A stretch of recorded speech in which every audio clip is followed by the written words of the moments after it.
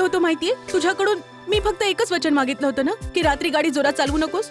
मग आता तू दिवसा जोरात गाडी चालवणार? इतकी ओरडशील ना तर डोकं फुटेल तुझं. मला काय होऊ शकतं? मी इतका मार खाल्ल्यानंतर, गुलाबूचं प्रकरण झाल्यानंतर तुम्हाला वाटतं का की दुसऱ्याच दिवशी मी हे सगळं करीन? पण मग तू तिथे काय करत होतास?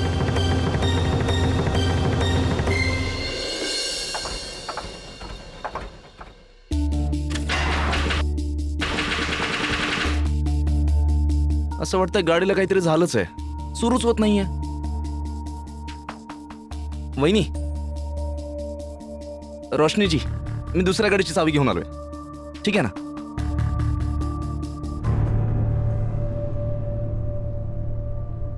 रोशनीजी, गाडीची चावी तुम्ही घेऊन या ना. तसंही त्या मूर्ख जिलेबीमुळे तुम्ही दोघं. नील भाऊ, मी माझ्या मर्जीने गेलो नव्हतो. मला तर दार्जीने पाठवलं होतं तुझ्यासोबत आधार म्हणून पाठीशी राहायला. घ्या दारजी, बघा तुमच्या समोर तुमच्याविषयीच खोटं बोलतोय हा अज्जू.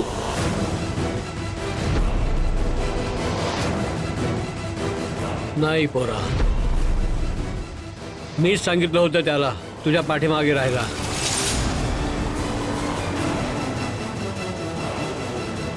म्हणजे दारजी तुम्हाला माझ्यावर. दारजी, तुम्ही जरा माझं ऐका. नील भाऊंचा एकच शत्रू थोडी आहे या शहरात, आणि तिथे ना मी त्या मुंबईच्या मास्टरजीला पण बघितलं होतं. आणि आपल्या नीलमुळं त्याची ती सगळी सर्कस बंद झाली ना. मग त्याने त्याचा बदला घेण्यासाठी नीलचा ऍक्सिडेंट केला असेल.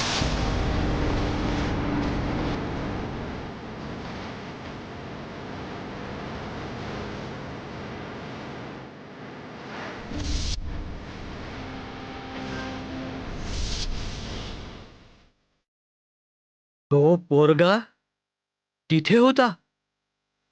तुला म्हणायचंय की तो हे सर्व करू शकला असता. का नाही करू शकत दारजी? असू शकतं की अज्जू योग्य बोलतोय. कारण दारजी, मी स्वतः त्या आकर्षला ना जिल्हा परिषदेच्या बाहेर पाहिलं होतं. खरं तर तिथे त्याला येण्याचं काही कारणच नव्हतं.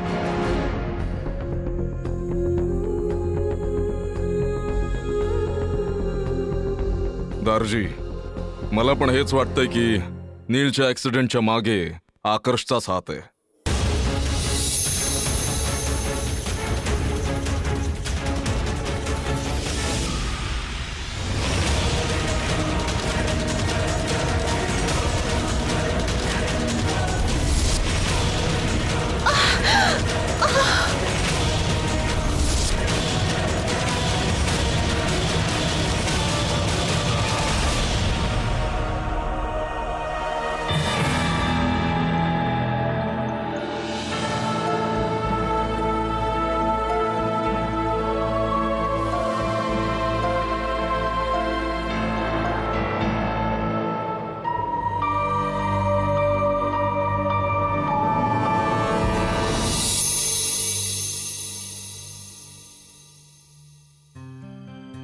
डीजेमुळे का होईना, पण कमीत कमी मला तो पहिलाच माझा आकर्ष परत मिळालाय, जो परत माझ्यावर विश्वास ठेवायला लागलाय. काय करायचं? इकडे चांगलं रेस्टॉरंट पण नाहीये. ट्राय करते.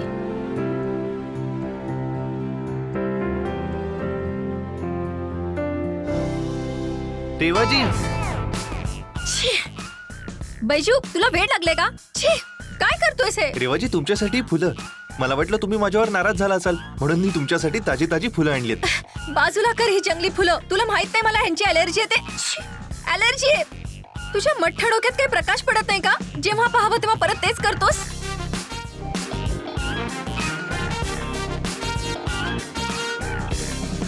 हे भवाने, का ओरडतेस माझ्या गोंडस पोरावर? सांगशील की नाही का ओरडत होतीस? का तुझी जीभ बाहेर काढून तिला विचारू मी? आई, त्या ओरडून कुठे बोलतायत? हे तर त्यांचं प्रेम आहे आई. अरे बैला, ही काय तुझ्याशी प्रेमाने बोलते? ही हडळ तुझ्यावर बोंबलतीये आणि तू सांगतोस की हिचं प्रेम आहे? अरे हिने जादू केलीये तुझ्यावर. काय काय बोल, का बोंबलत होतीस? का नाही ओरडणार? तुमच्या मुलालाच विचारा. त्याला चांगलं माहितीये की गावठी फुलांची मला अलर्जी आहे, तरी पण तेच करत असतो हा. मला नका शिकवू. माहित नाही कुठून आले गाऊन. अरे रेवाजी, हे जे तुझं प्रेमाचं भूत आहे ना, आत्ताच बघते.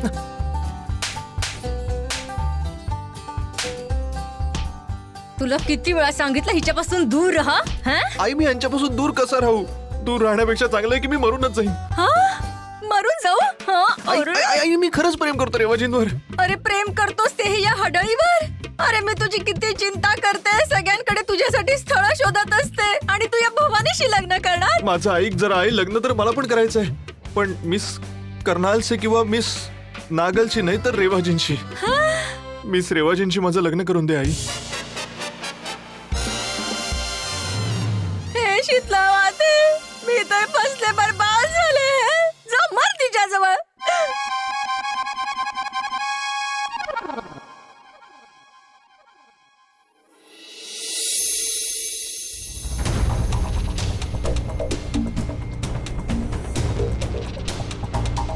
कारण दारजी मी स्वतः त्या आकर्षला ना जिल्हा परिषदेच्या बाहेर पाहिलं होतं. मला पण हेच वाटतंय की नीलच्या ऍक्सिडेंटच्या मागे आकर्षचाच हात आहे.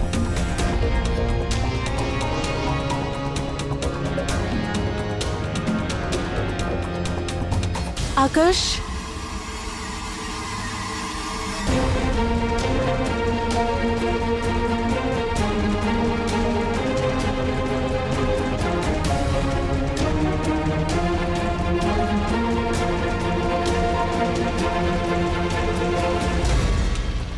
जाता जाता कमीत कमी एका प्रश्नाचं उत्तर तरी देऊन जा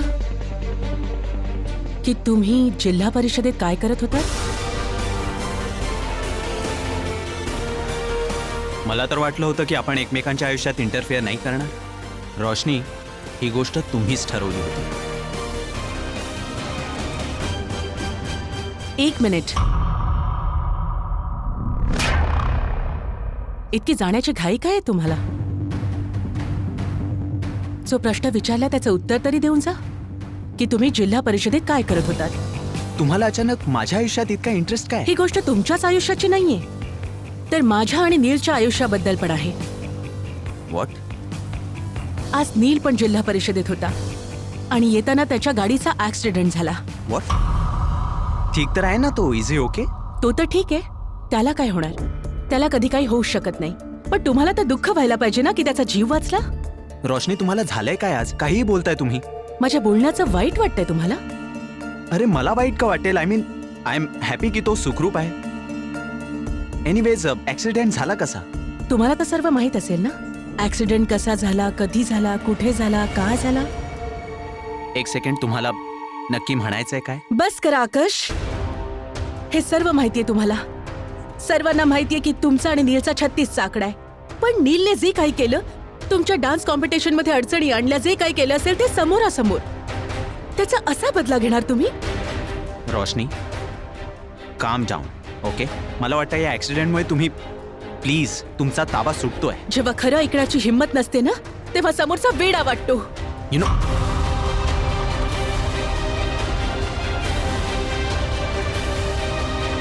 ही गोष्ट तुम्ही स्वतःला समजावून सांगितली पाहिजे रोशनी.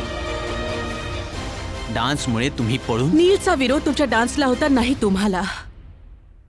आज जी ही मनमानी चालली आहे ना कर्नालमध्ये, त्याचं फक्त एकच कारण आहे, नील.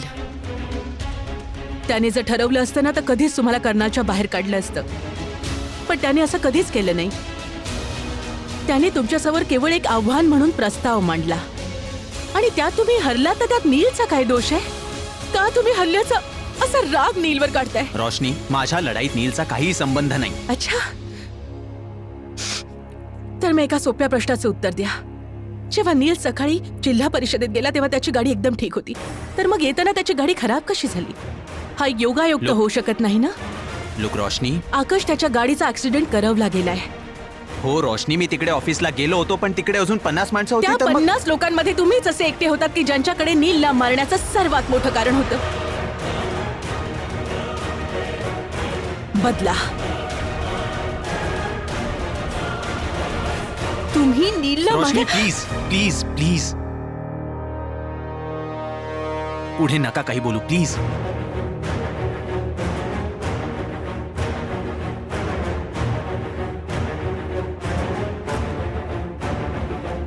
काय नाही केलं मी तुमच्यासाठी. जेव्हापासून तुम्ही कर्नाल आलाय तुमची किती मदत केली आणि तुम्ही त्या बदल्यात काय केलं? माझ्यापासून माझ्या नीलला हिरावून घेण्याचा प्रयत्न केला. शी.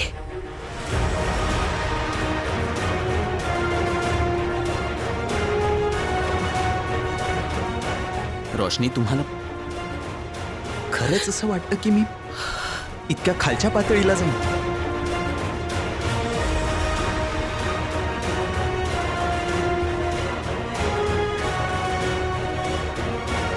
आता पुढे बोलायला काय शिल्लक राहिलंय?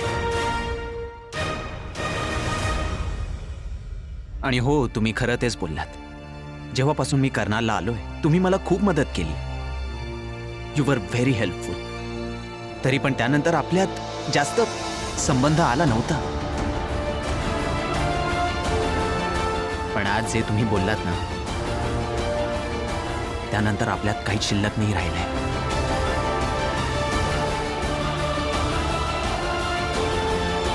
नथिंग. आणि हो, राहिली गोष्ट नीलची, जसा तो मला कधीही नुकसान करू शकत होता ना, तसाच मीही आजपर्यंत थांबलो नसतो.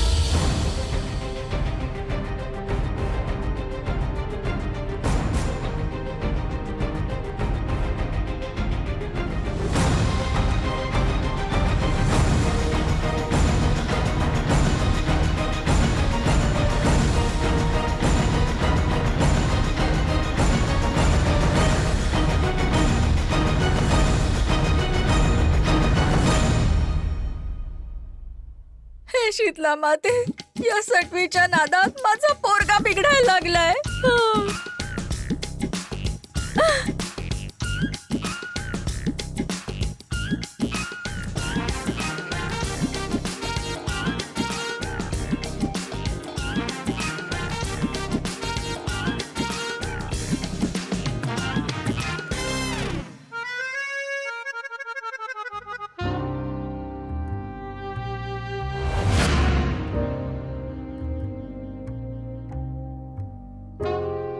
किती दिवसांनी मी आकाश बरोबर बाहेर निघाले. आय होप एक चांगलं रेस्टॉरंट मिळेल.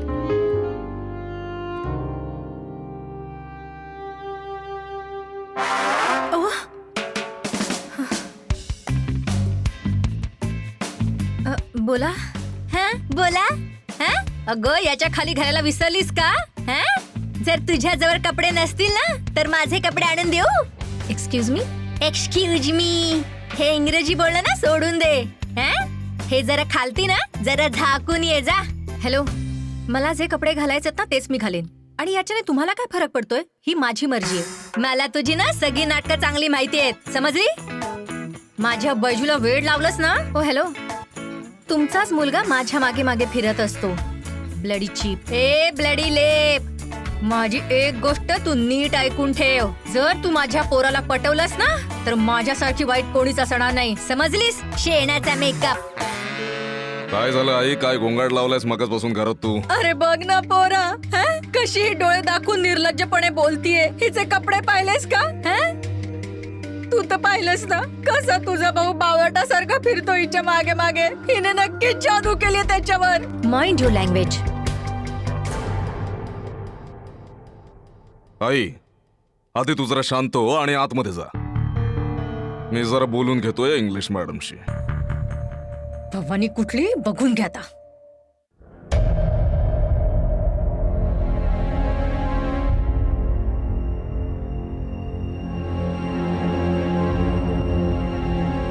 हे बघ, मला तुझ्या भावामध्ये काही इंटरेस्ट नाहीये आणि काही देणं घेणं नाहीये. आणि तसंही त्याच्या वागण्याने ना मला शंकाच येते की तो खरंच पुरुष आहे की नाही.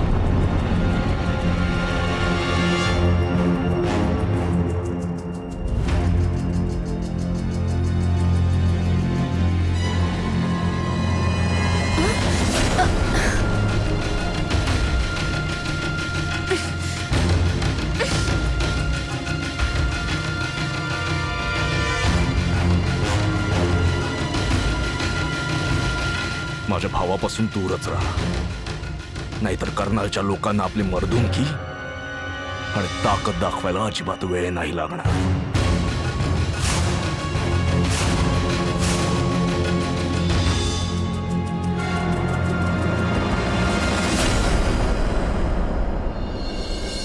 हे घे.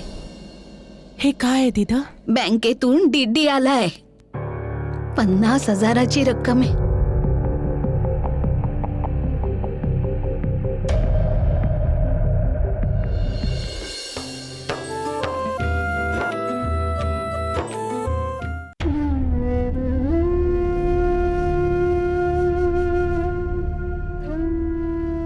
सर्वांना माहिती की तुमचा आणि नीलचा 36चा आकडा आहे. पण नीलने जे काही केलं, तुमच्या डान्स कॉम्पिटिशन मध्ये अडचणी आणल्या, जे काही असेल ते समोरासमोर, त्याचा असा बदला घेणार तुम्ही?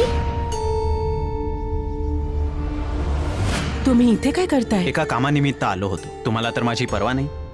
कदाचित यामुळेच तुमच्या लक्षात नाही राहिलं की कर्नालमध्ये माझं अजून एक काम बाकी आहे. रोशनी, तुम्हाला खरंच असं वाटतं की मी इतका खालच्या पातळीला जाईन? मग पुढे बोलायला काही शिल्लकच राहिलं नाही. नीलच्या ऍक्सिडेंटमुळे मी आकाशला जरा जास्तच बोलले. रोशनी, हो दिदा. पुरी, नील कसा आहे आता? आता ठीक आहे दिदा. खिरेचा सुगंध सुटलाय. आज काही सण वगैरे आहे की काय? नाही दिदा, बस मनात आलं म्हणून बनवली. अच्छा, तर मनात आलं म्हणून बनवलीस काय? असं का नाही सांगत की कोणाचं तरी मन राखण्यासाठी बनवलीये ती? नाही दिदा, ते असं काहीच नाहीये. अगं पोरी, मला सर्व माहितीये की आता मला नको फसव. ही तू खीर खास नील साठी बनवलेली आहेस, हो ना? हो. बर पोरी, हे ठेवून दे. हे काय आहे दिदा? हा बँकेमधून डीडी आलेला आहे. 50,000ची रक्कम आहे. दिदा, इतके सारे पैसे आले तर तुम्ही आनंदी का नाही आहात? मी तर म्हणेन आता तर हे पैसे पापाजींना देऊ शकतो, म्हणजे ते उधार घेतलेली रक्कम परत करतील. पोरी, बोलतेस ते सर्व खरंय, पण तुझे पापाजी ऐकतील तेव्हा ना. का दिदा, असं काय झालंय?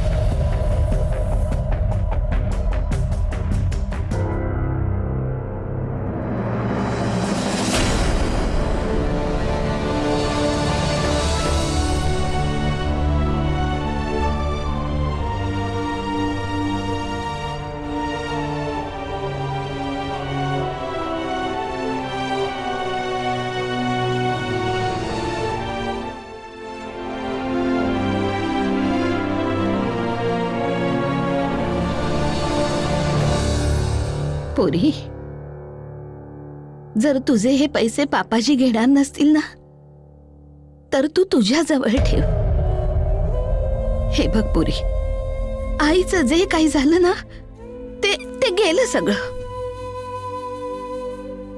आणि लोक आता कितीही काहीही बोलत, पण लक्षात ठेव, ती तुझी आई होती आणि नेहमीच राहील.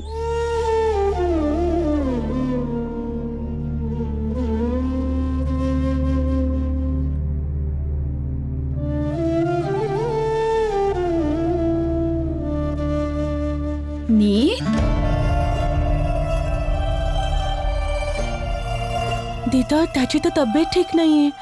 डॉक्टरने त्याला आराम करायला सांगितलंय. मी पाहते. हीच ती जागा होती जिथून मी आवाज ऐकला. माहित नाही कोण बोलत होतं.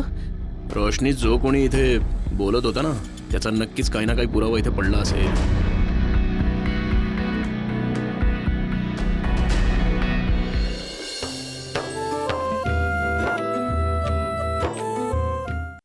नील, तू इथे काय करतोयस? तुला डॉक्टरांनी आराम करायला सांगितलंय ना? कद्दकुमारी, आरामाव्यतिरिक्त आणखीन बरीच कामं आहेत माझ्याकडे. पण नील, जर तू एक दिवस आराम केला असतास तर काय बिघडणार होतं तुझं?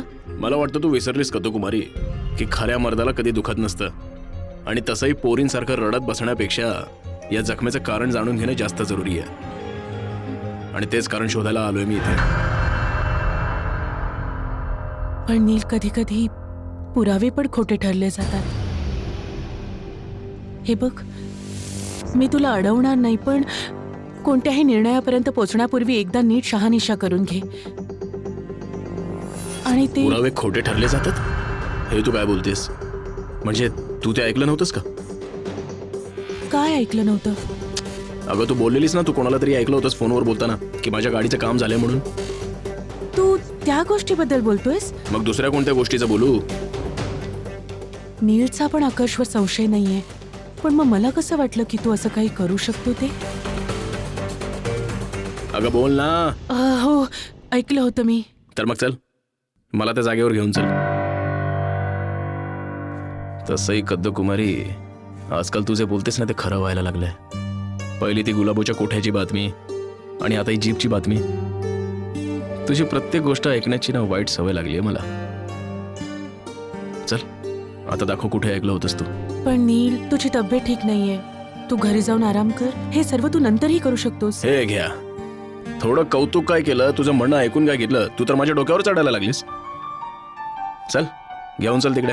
कमी जाऊ. कुठे जाणार? तुला माहिती तरी आहे का मी कुठे ऐकलं होतं ते? माहित तर काहीच नाही की मी कुठे ऐकलं होतं ते. जायच्या गोष्टी करतोय.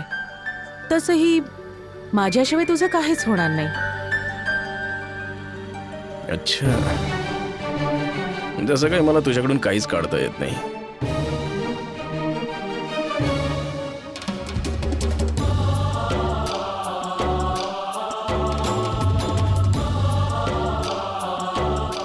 नील, ते हो हो हो हो तिथे तिथे चल ना. तिथे बघूया. ही जी जागा होती जिथे मी आवाज ऐकला होता. माहित नाही कोण बोलत होतं ते. काय करतोयस? काहीतरी बोल. कमीत कमी मी तरी तुझी मदत करू शकेन. रोशनी, जो कोणी इथे बोलत होता ना, त्याचा नक्कीच काही ना काहीतरी पुरावा इथे पडला असेल. तू तिकडे बघ, मी इकडे बघतो.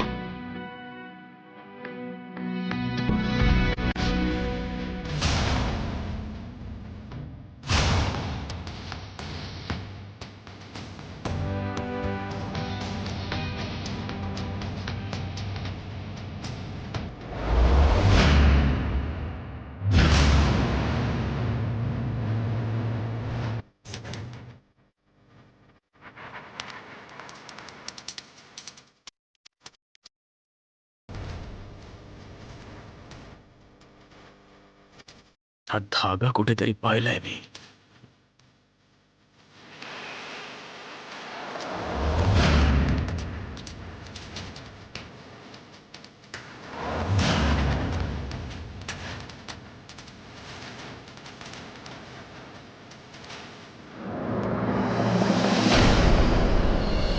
चाल बाहेर निघेतून. सर प्लीज माझं एकदा म्हणणं ऐकून घ्या. प्लीज मला एवढंच सांगा, यांचं पूर्ण नाव, ॲड्रेस काहीही सांगा सर.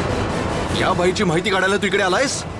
हो अशा बायका ज्या समाजाला कलंक असतात. चल चालता इकडनं.